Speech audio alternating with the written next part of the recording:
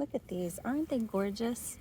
It's called Nigella or Love in the Mist, and it does really look as if it's in a cloud of mist. And once the flower dies back, it gets this really funky seed head that looks beautiful. And so these are blue.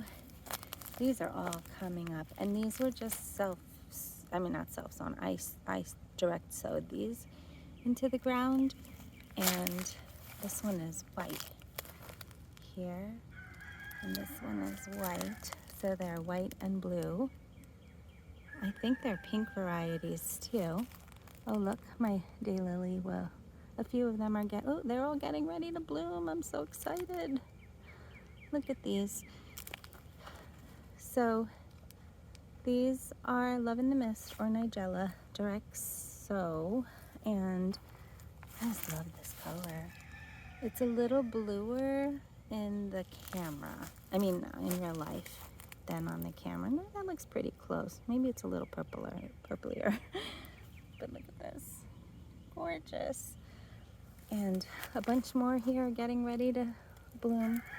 And then I have a bunch here. I did stake some of them just because, but it doesn't look like it's necessary. And here's some more. And then here's another batch of Nigella. It's Love in a Mist, I think, a mist. And then here's I think these are iceberg roses. There are a lot of them, but they hang upside down. I'm going to deadhead this one. But beautiful, beautiful, no trouble. And then here, these are Bachelor's buttons. Also direct sow.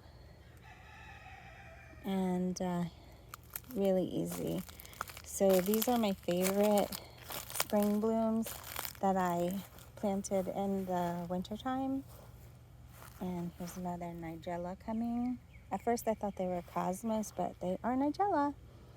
And then, of course, I have all of my coreopsis or tickseed and Phlox. So this is another excellent self-seeding. This is really prolific. But I wanted to show you the different varieties. So coreopsis is the Florida state flower. And here's another Nigella. So if you need a good flower that you could sow in like January or December and get reliable blooms, I recommend Bachelor's buttons and Nigella.